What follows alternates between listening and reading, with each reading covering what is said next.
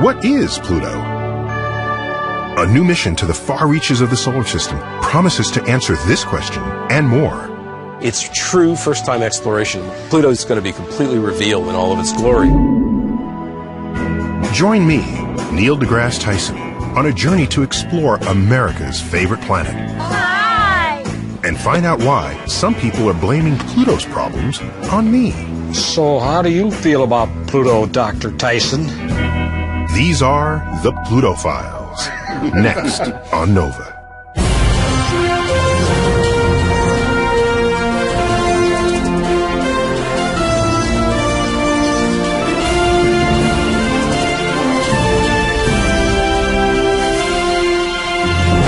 Major funding for NOVA is provided by the following. For more than 75 years, the great stage of our solar system had a familiar cast of characters. 9 players in all. We even memorized their names. Mercury, Venus, Earth, and Mars, the rocky planets. Jupiter, Saturn, Uranus, and Neptune, those gas giants. And all the way out to the very edge of our solar system, perhaps the most popular player of all, a lonely little misfit, planet Pluto. But recently, Pluto lost its starring role. And some folks are blaming that on me. I, Neil deGrasse Tyson, director of the Hayden Planetarium in New York City, have been accused of being a Pluto hater.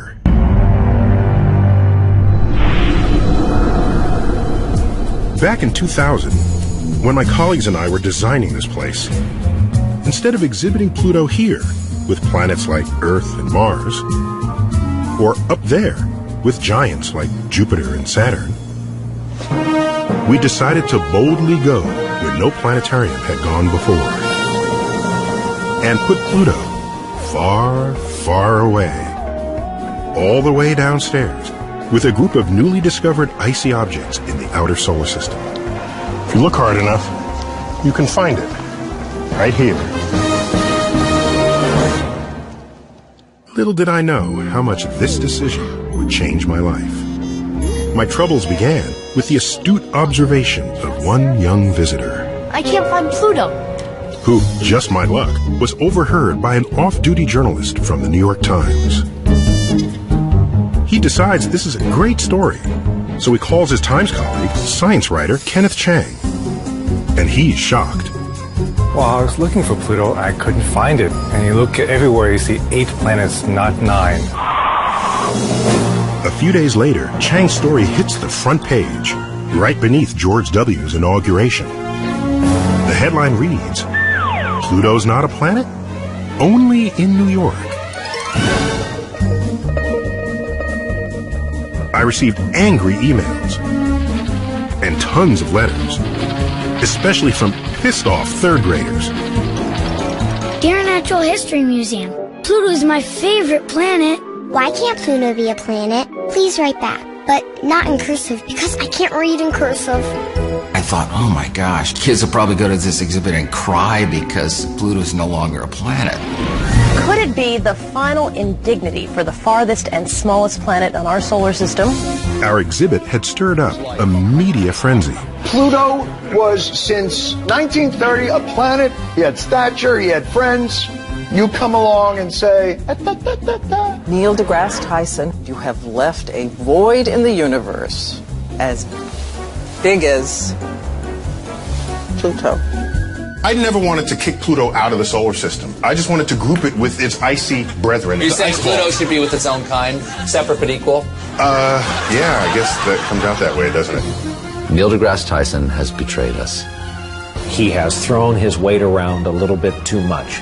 He's not the boss of the solar system. He's not the boss of me. If Neptune or Mercury had been reclassified, I don't think anybody would have cared. But the fact that it happened to Pluto seems to make all the difference. Pluto has a remarkable grip on the hearts and minds of the American public and the press. Pat Even my colleagues in astrophysics are still arguing over what to do with Pluto. And I don't really know why. But I'm determined to find out. This is the story of my journey. These are the Pluto Files.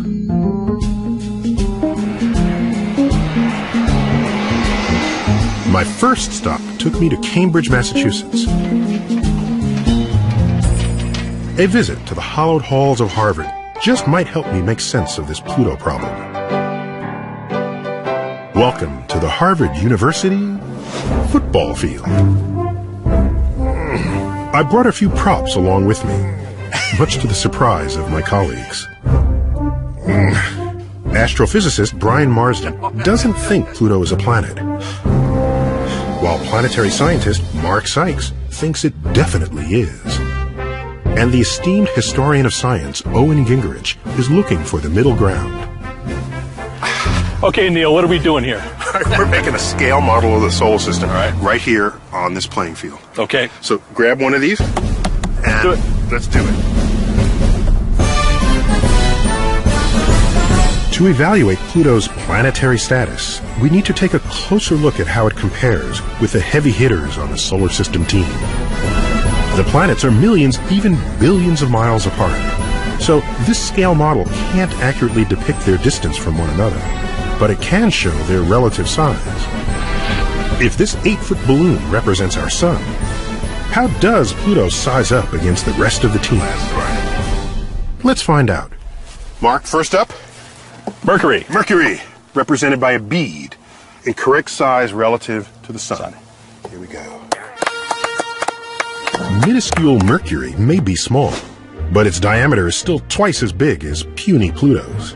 Next up, Venus. You'll have the honor. Thank you. Thank you. Venus, represented by this tiny rubber ball, has a diameter 5 times as big as Pluto. Earth. Earth, the big blue marble, is 6 times as wide as Pluto. Earth and Venus were about an inch. Mars would be about a ½ inch, one of the sizes of these gumdrops, relative to the sun. But it still trounces Pluto 3-1. Jupiter. King of the planets. You have the honor. There you go. All right. The largest planet, King Jupiter, represented by a schoolyard kickball, is a whopping 62 times as wide as Pipsqueak Pluto. Saturn, the size of a bowling ball, was relative to the sun. Pluto doesn't fare much better against my favorite planet, Saturn, or its next-door neighbor. Uranus, represented by a bocce ball. You ever play bocce? No, never played bocce. Neither have I. It would take 22 Plutos on a chain to equal the diameter of one Uranus. Croquet, anyone? What do you have now? Neptune. Why don't you have the honors? Big Blue Neptune is 21 times as wide as Pluto. Last and least, and not least, we have Pluto, represented by a ball bearing removed from a roller skate.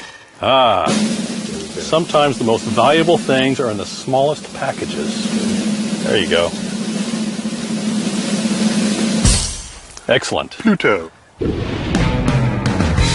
Pluto's diameter is just under 1,500 miles. In fact, if it ever decided to visit America, it would stretch only from California to Kansas. No matter how you look at it, Pluto makes a scrawny little planet. Pluto's really puny, right? Yes. But so is Mercury. Well, Pluto's a lot punier. 1/20th the mass of Mercury. Mercury, that's less than the mass of the moon. Touchdown right there. Okay. If we were to keep score of Pluto's oddball traits versus its planet-like characteristics, how would it add up? Brian thinks Pluto's puny size disqualifies it from the planet team. So he gives 1 touchdown, and of course the extra point, to Pluto the oddball. This is ridiculous. It's not ridiculous. No, Mark it is ridiculous. disagrees. For him, size is less important than shape.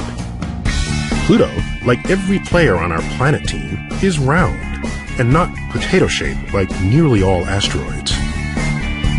This sequence of images taken by the Hubble Space Telescope shows Pluto as a sphere with a textured surface. When we fly our spaceship to Pluto, we will arrive at a round world that has an atmosphere, that has bright and dark areas on the surface, and it will look much more like objects we call planets than these little irregular inert objects that we call asteroids. So, roundness, you give it a full touchdown. Yeah. 2 touchdowns. 2 touchdowns. But then again, we all know Pluto's got this really weird orbit. First of all, it's tipped. The most tipped orbit. What's that worth to you? Not too much. Not too much. Field goal. Not quite a touchdown. All right. Yeah, that isn't really the problem. I think the problem was crossing the orbit of Neptune. Pluto's orbit isn't just tipped. It's highly elliptical. Not nearly circular like other planets. Which actually forces Pluto to cross the orbit of another planet. That's bad. That is really bad. Nobody else does that. There you go. Touchdown right there. Another 7 points for the oddball team. One way you might define a planet is that it ought to have a moon, but of course Mercury and Venus don't have moons. And guess what? Tiny little Pluto does. In fact, it has 3. One of those moons, Charon, is so large compared with Pluto that they both orbit a point in space in between them. Which might make you wonder, which one is the planet? The idea of planets orbiting planets isn't really so foreign. We see many double stars out there, and we see galaxies orbiting galaxies. The solar system is such a complicated place. It's very important to understand there is this richness out there. So, Brian, if we go there and we find that Pluto has mountains or craters or an atmosphere, it's got world properties that match other objects we're happy to call planets. Well, I'm able to use the word world, if you like, but planet? So then, what is Pluto? 4 billion miles from the sun, our best images of Pluto and its moons are nothing more than a blur. By analyzing the light reflected from Pluto's surface, planetary scientists think that a day on Pluto might look like this. An icy, frosty winter's night in the Arctic. The sun, a tiny pinpoint in a pitch-black sky. Wispy clouds and fog visible on the horizon. The temperature? About 300 degrees, below zero. No spacecraft has yet visited Pluto. Until one does, it will remain a mystery. No. Both of you are wrong. Both of you are wrong. And no scoreboard today is going to change that. It was time for me to take a closer look at why an oddball like Pluto was considered a planet in the first place. It's a tale that begins back in 1894, when a New England aristocrat by the name of Percival Lowell built a private observatory near Flagstaff, Arizona, with one goal in mind: to find life on Mars. After years of searching in vain, Lowell turned his attention to an unsolved mystery: the hunt for a distant planet whose gravity seemed to be causing disturbances in Neptune's orbit. He called this hypothetical object Planet X. Lowell spent the rest of his life trying to find it, but never did. After his death, the task was given to the unlikeliest of planet hunters, a self-educated farm boy who attended a one-room schoolhouse. Clyde Tombaugh's first job in astronomy included cleaning telescopes and sweeping up at the Lowell Observatory. He spent the rest of his time searching for the mysterious Planet X. Every few nights he placed a photosensitive glass plate on the telescope, securing it so it would not shift. Then he exposed the plate for 2 hours to the universe. During that time, the motorized telescope slowly moved to compensate for Earth's rotation. Several days later, he'd retrace his steps, taking pictures of the same section of the sky he had photographed earlier. Then, using an ingenious device called a blink comparator, Clyde Tombaugh aligned the two images to carefully examine their differences. The blink comparator enabled him to shift back and forth, searching for the subtlest of changes. Although the human eye is good at spotting differences, finding a dim celestial object billions of miles away was a daunting task.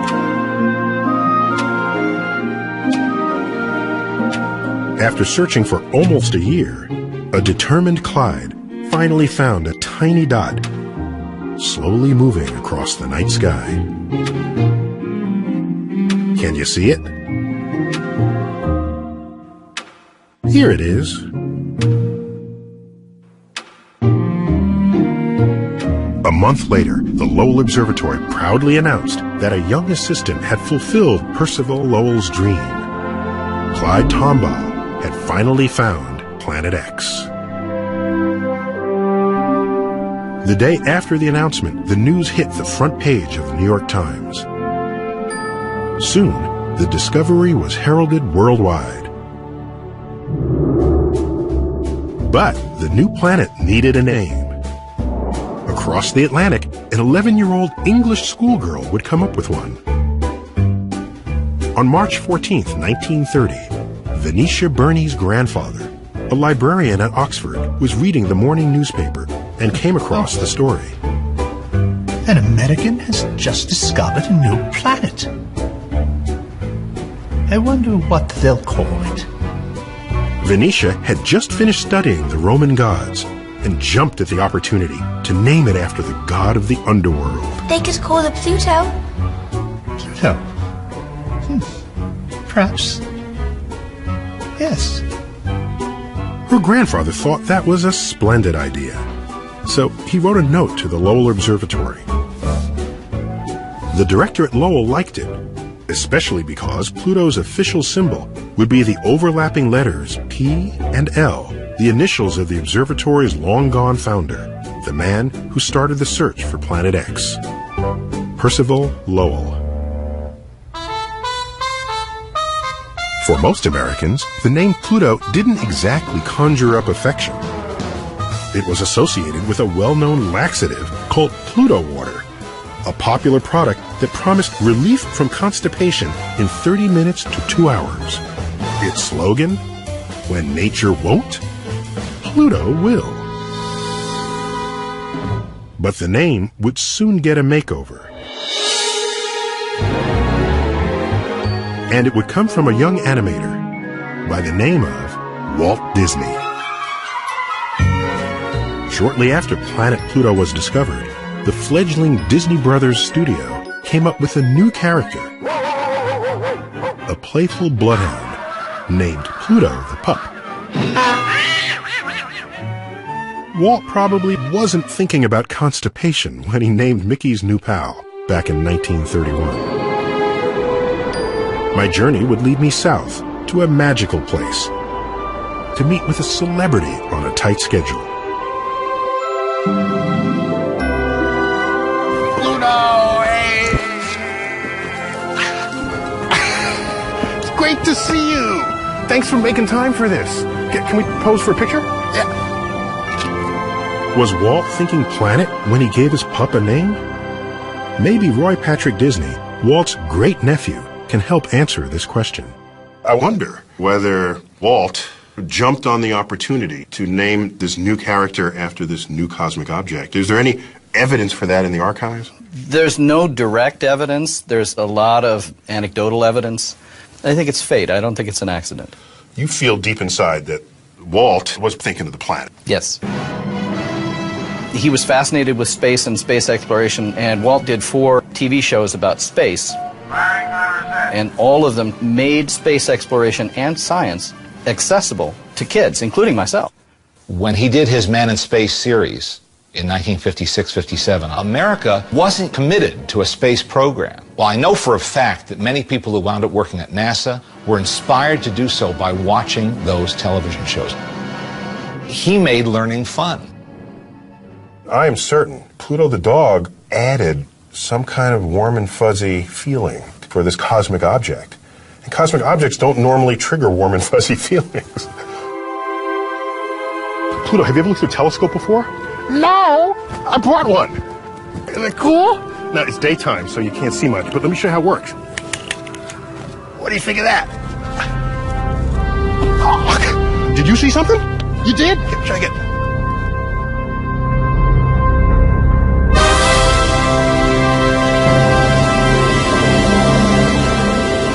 Whether or not Walt was thinking about the cosmos when he named his dog doesn't really matter. Good boy. Good dog. The seeds were sown for the tiniest of planets to get the kind of attention no other planet had. All because of this lovable pup.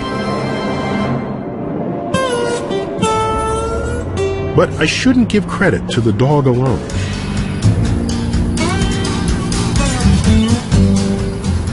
Next stop on my journey? Streator, Illinois.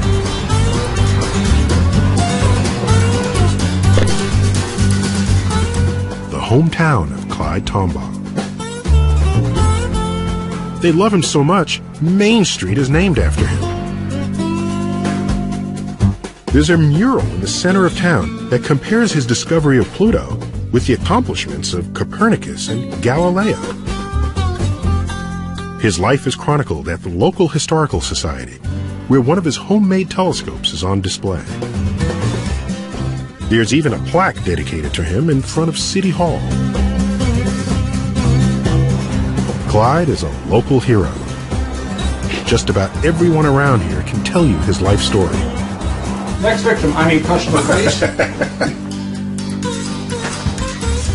How you doing? Doing well. Yeah. Right now I'm on a pilgrimage, actually, to try to understand Clyde Tombaugh. Clyde Tombaugh. Yeah. Well, he's from Streator. He discovered Pluto. That's what I heard.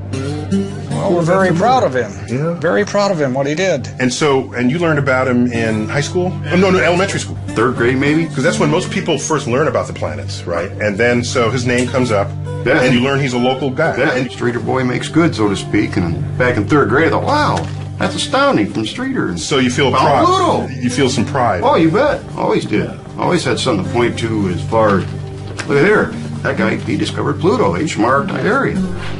Walt Disney named a dog after him. That's true. So how do you feel about Pluto, Dr. Tyson? In the eyes of the townfolk of Streator, Illinois, Tombaugh's discovery is not only part of their history, it's a piece of American history, as well as world history. It was the ancient Greeks who classified what we call the Moon, the Sun, Mercury, Venus, Mars, Jupiter, and Saturn as planetes, which means the wanderers in English. They imagined Earth as a hub around which these planets revolved. In 1543, the Polish astronomer Nicholas Copernicus published his revolutionary idea that the Sun did not circle Earth, but instead, Earth and its lone moon circles the Sun, along with the rest of the planets. By the 17th century, the Italian astronomer Galileo Galilei discovered Jupiter's 4 largest moons. Meanwhile, Dutchman Christian Huygens identified Saturn's rings and discovered Titan, its largest moon. Italian astronomer Giovanni Cassini one-upped him when he discovered 4 more. In the 18th century, Englishman William Herschel discovered Uranus, although he originally called it the Georgian star, after his king, George III. Can you imagine a planet named George? The British and French are still fighting over who deserves the credit for predicting the location of Neptune. Some give the honor to John Couch Adams, while others say Urbain Le Verrier deserves it. But there's no doubt that German astronomer Johann Gottfried Galle found it. The discovery of Pluto finally added an American, Clyde Tombaugh, to this short but esteemed list of planet hunters. So the folks in Streator, Illinois told me that in New Mexico there's still some Tombaughs there. That's where Clyde moved after discovering Pluto. Clyde's no longer with us, but his 97-year-old widow and both his son and daughter still live there. So I decided I had to check it out. Whoa, that's a lot of Tombaughs. Hi! How many of you are there? Hello, everyone. Hi! Annette Tombaugh. Annette, a pleasure. I'm Clyde's daughter. What an honor. My gosh. And this is my brother. Neil Al Tombaugh. I'm Clyde's son. Al, pleasure. And this is my mother, Patricia Tombaugh. This is Clyde's wife. It is an honor. Hello. Yes, I've been looking forward to this. Oh, well, that could be, I don't know what that means. So tell me about Clyde as a person. He was the oldest of 6 children, so he was born to help on the farm. But he did not want to be a farmer. He had not had the opportunity to go to college. So what you're saying is that he discovered Pluto without ever having yet gone to college? No, he was straight off the farm. Lowell Observatory wanted somebody they didn't have to pay very much to do this job. What do you think they pay you for finding planets? After discovering Pluto, he got a college scholarship, which we would not have otherwise had. And, of course, he was supposed to be the big hero, but he didn't feel like the big hero. Dad was a little embarrassed about the fame. He didn't like the limelight. He's humble, so... Absolutely. Yeah, so, what was he like just as a dad? Was he like a weird dad, or did you think all dads were like that? No, I knew he was very different. One of the things, we did have his grinding barrel to make telescopes in the kitchen. This is the barrel that grinds glass into the shape of a mirror. Yes, in the kitchen. How Mother ever put up with that, I don't know. We had grinding material in our food, and Mother's trying to cook around this situation. Well, finally she made Daddy move out of the kitchen, and he got a shop. That's good. You mean to tell me you have some of Clyde's original telescopes here? Whoa. These are his original telescopes. Original telescopes built by my dad. Very handmade. Built out of old farm machinery, car parts, and whatever he could find. We'll just push it out here. Help you push? All right. You bet. So, Hal, I don't recognize any hardware on this at all. The tube itself is probably part of an old grain elevator. And how about the base? Well, the base is an old cream separator. The axle is off an early model Buick. So there's a Buick out there now without an axle? Without an axle. This counterweight was probably a flywheel from an early piece of farm equipment, maybe even steam-powered. We're not sure. And I see a Coke can. I love this. So we got the open end of the telescope at the top. Right. And light comes down, reflects off the curved mirror, and light reflects back and comes to an eyepiece under that Coke can. And if we wiggle this Coke can a little bit like this, there you go. There's the eyepiece. We're ready to go. There it is. This isn't the only telescope I see back here. Oh, there's a couple others. Let me pull this one out for you. Okay. This has got to be the most homemade looking telescope I have ever seen. Is this a lawnmower? That is a lawnmower base. This is what the family has called the grazer gazer. He looked at this and said, it's got wheels, it's got a handle. We need to put a telescope on that so I can push it around. How to make a portable telescope? Absolutely. He built it strictly on a utilitarian base out of what he had, which was thin plywood and miscellaneous pieces of wood. This is insane. This just rotates. Exactly. What impresses me is that he didn't care what this thing looked like as long as the image of the universe came out sharp. Right. Aesthetics didn't mean a whole lot.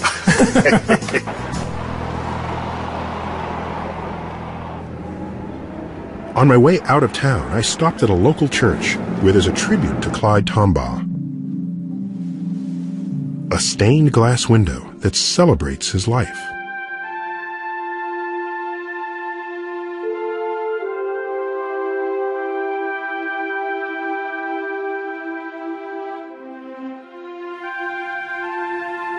How many scientists have stained glass windows of them? It's more than just a celebration of his discovery. A celebration of his life, overcoming obstacles that would keep most people down. To me, that's the message here.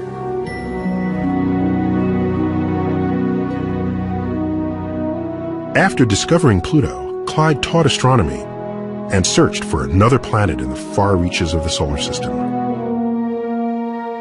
But as hard as he and other astronomers looked, and they looked hard, nobody found anything. Most abandoned the search, assuming there was nothing left to find. But a few simply couldn't accept the prevailing view that the solar system ended with Pluto. I headed out to California to share a burger with two colleagues who were convinced there was something else out there. Foods are coming. Mike Brown and David Jewett. Let's try to grab that. Back in the 1980s, David started a search that would put Pluto in a new perspective. So you start looking in the outer solar system, that's kind of crazy because everyone knew the solar system ended at Pluto.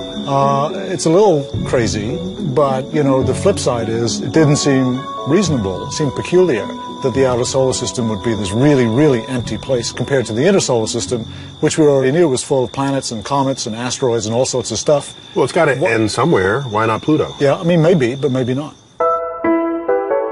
Despite what felt like impossible odds, David teamed up with Jane Liu, then a graduate student, and they started a search that would take a lot longer than either one of them expected.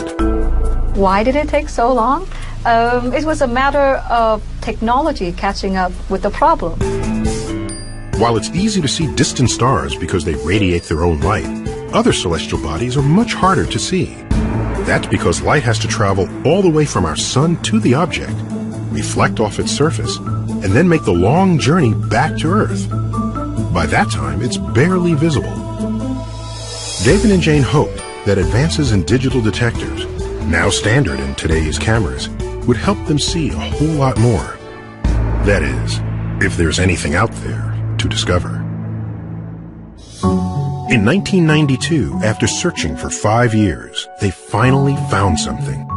Here is the set of discovery images for the first object. Obviously, it's the thing with a circle around it.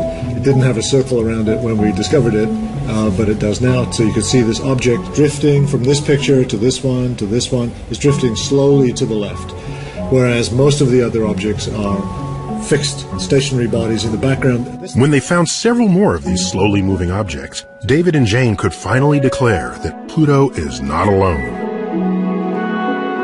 It's part of a region of the solar system never before seen. David named it the Kuiper Belt, after the astronomer who proposed its existence in the 1950s. Billions of miles wide, the Kuiper Belt is chock full of icy objects in wide orbits around the distant sun. They're the leftovers from the solar system's formation. We theorize that more than 4 billion years ago, our solar system consisted of bits and pieces of debris, colliding and sticking together into larger and larger chunks. Eventually, these chunks got big enough for gravity to pull them into a nice round shape, forming planets. And as the planets got larger and larger, their gravity vacuumed up nearly all the objects in their path.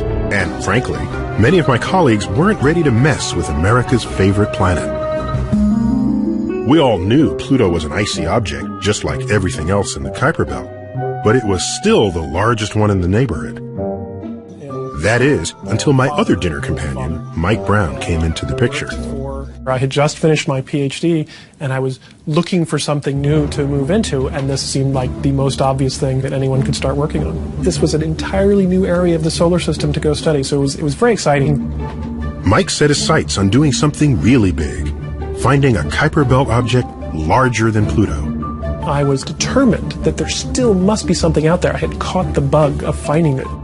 At the Palomar Observatory in California, Mike had access to the largest digital camera on Earth. The images were uploaded to Mike's computer, where he analyzed them every morning. With technology on his side, the discoveries just kept on coming. We found Quarwar, which is an object out in the Kuiper Belt, but it's about half the size of Pluto. The next year we found something about 3/4 the size of Pluto, and in the following year we found this thing, and it was so bright. And also moving so slowly because it was so far away. I looked at it and I thought, this can't be right. If it's that bright and moving that slowly, it's the furthest thing we've ever found. And it's the biggest thing we've ever found. It must be quite big, certainly bigger than Pluto, and that's crazy. But it wasn't crazy. On the day that we publicly announced the discovery, I had to make a decision, what we were going to call it. Is it a planet? Is it not a planet? Is it the 10th planet? Finally, I had to say, okay, it's the 10th planet. Fine. It's the 10th planet. And I will tell you, when everybody kept on calling me, congratulating me for discovering the 10th planet, I felt fraudulent the entire day. Why? William Herschel pointed his telescope in the sky and found Uranus. Uranus. Uranus is a major part of the solar system, and he found it. That is a pretty big deal. I discovered a little ice ball out on the fringe, and it just didn't seem like the same magnitude of a discovery. And I had been struggling with this for years. Like, what do you do when you finally find one bigger than Pluto? I did not believe that astronomers had the guts to ever demote Pluto, because it's just too publicly painful. And if tiny Pluto was a planet, shouldn't Mike's discovery be one too? So he forged ahead, ultimately selecting a clever name for his discovery. Eris, the Greek goddess of discord and strife. Eris instilled jealousy and envy among men, driving them to battle. Mike's choice perfectly captured the destabilizing effect Eris was destined to have on Pluto, although he couldn't have guessed what was about to happen next. For the past century, the IAU, the International Astronomical Union, has been in charge of naming celestial objects. But it couldn't approve the name of Mike's discovery without knowing if it was a Kuiper Belt object or the 10th planet. This posed a problem because the word planet had not been formally defined since ancient Greece. Clearly, our knowledge of the solar system has expanded since then. So committees were assembled to come up with a new definition, the last of which was headed by my friend from Harvard, Owen Gingerich. So what we proposed was that planets should be round and going around the sun. So massive enough for the gravity to shape them into a nice round form, okay? That's right. Under this definition, Pluto would remain a planet. Mike Brown's discovery would be one too. And as new discoveries are made in the outer solar system, the planet count could go up. We realized that doing this would bring scores of planets into the accounting of planets in the solar system. That's right. But when the definition was proposed in Prague at the 2006 IAU conference, many scientists were dead set against it. A rebellion was brewing, and things were getting ugly. But just to clarify, your original suggestion got overturned within days. Our recommendations were rather pushed to the side, and a new kind of definition came about in the final voting at the union meeting. A new definition that included the following line: a planet must clear the neighborhood around its orbit.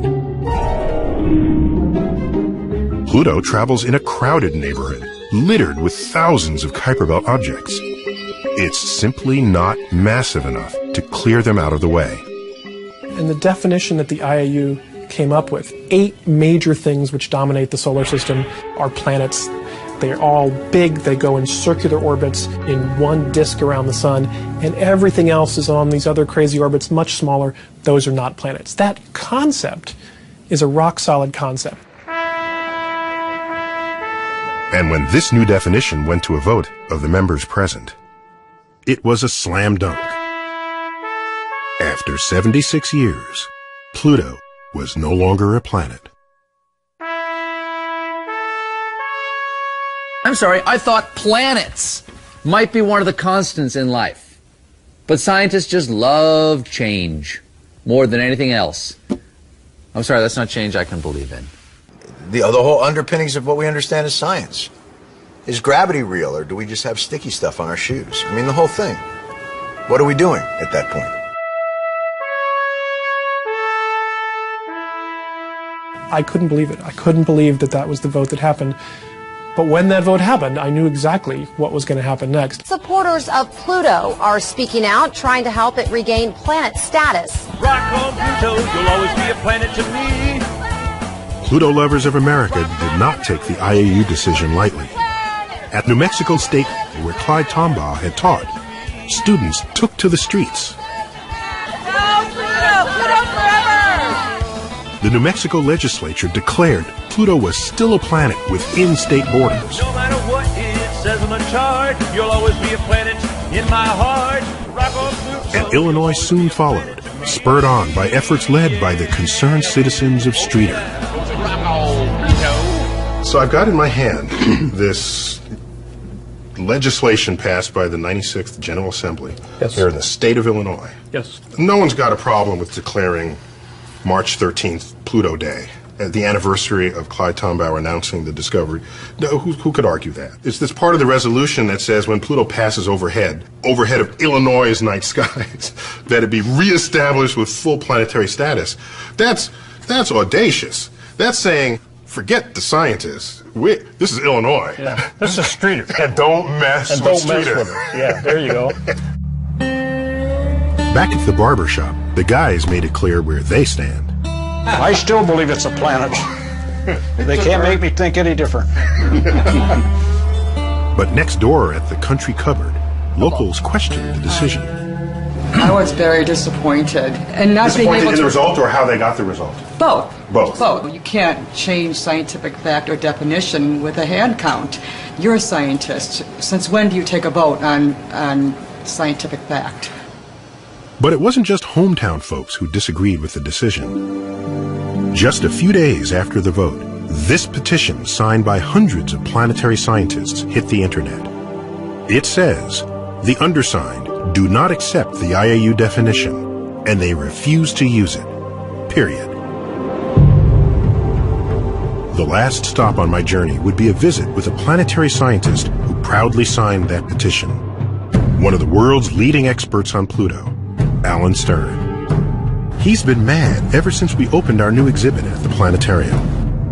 And he sure isn't pleased with the IAU.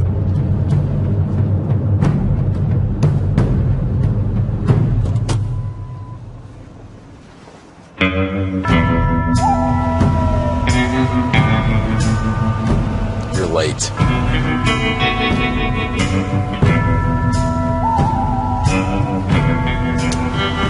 Ready for this? Ready as ever.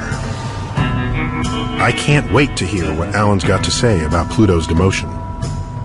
I think that the IAUs confuse people because their definition produces such illogical results. What I really like is what I call the Star Trek test. When Kirk and Spock show up orbiting an object, just by looking at the picture of it, they know it's a planet. In an IAU world, Spock would have to come back and say, Captain, let me survey the entire solar system, determine whatever objects are there, I'll integrate the orbits overnight, I'll get back to you. It's not that hard. So you don't even care about whether a zone is cleared or some of these other parameters? No, that's all about location. And location's for realtors, not scientists. I don't think it counts at all in terms of what it means to be a planet. So then, what is Pluto? According to Alan, it's not just a Kuiper Belt object. It's not a lonely oddball either, and it's definitely not demotable. It's simply a new kind of planet, a dwarf planet, and it turns out there's lots of them. It looked like the solar system consisted of 4 terrestrial planets, 4 giant planets, and misfit Pluto. But today, instead, we see a solar system with 4 terrestrial planets, 4 freakishly giant planets, and a whole cohort of Pluto-like objects, which turn out to be the dominant class of planet in our solar system. These are typically rocky and icy objects. Many have atmospheres. Many, possibly most, have moons.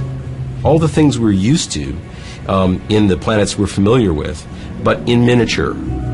I think a decent analogy is when you see a Chihuahua, it's still a dog, because it has the characteristics of the canine species, just in miniature.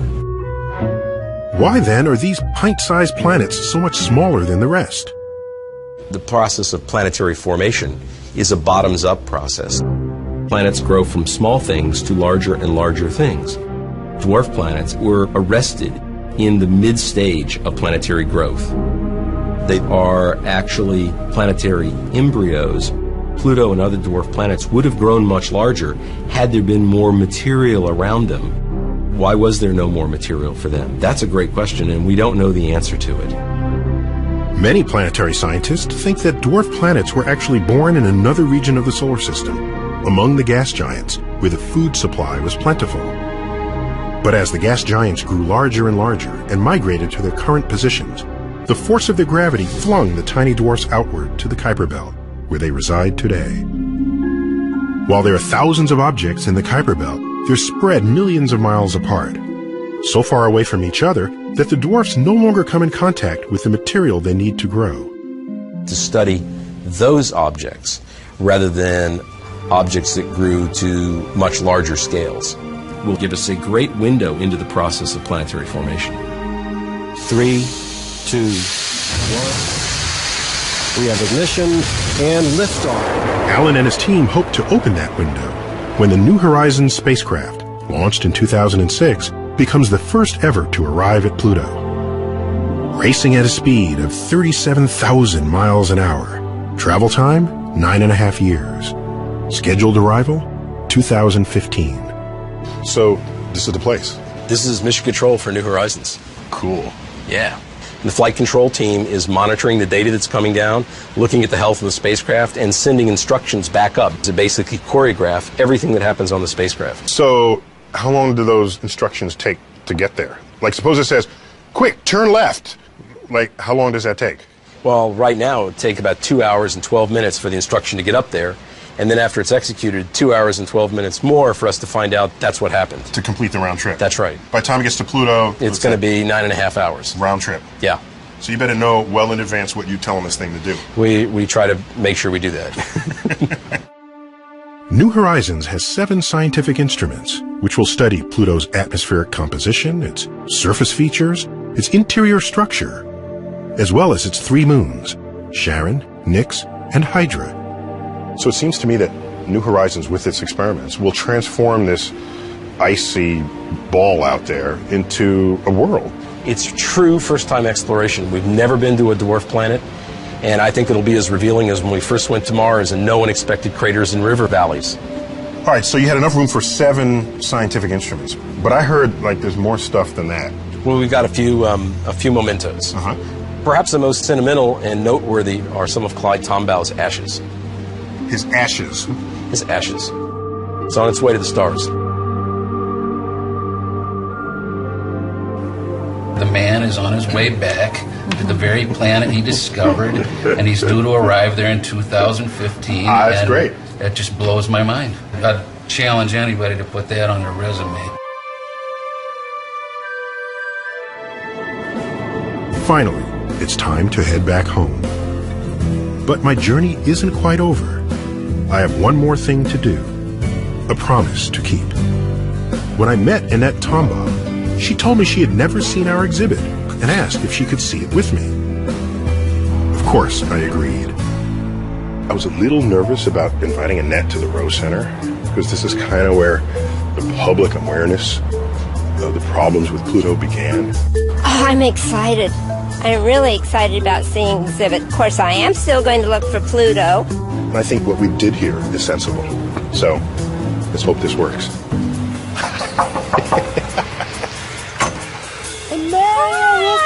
Welcome to New York. It's good to see you. Oh my goodness. Welcome to the belly of the beast. I showed Annette where we exhibit the planets. Then I took her downstairs to show her where we put Pluto. And so, here we have it. It's there.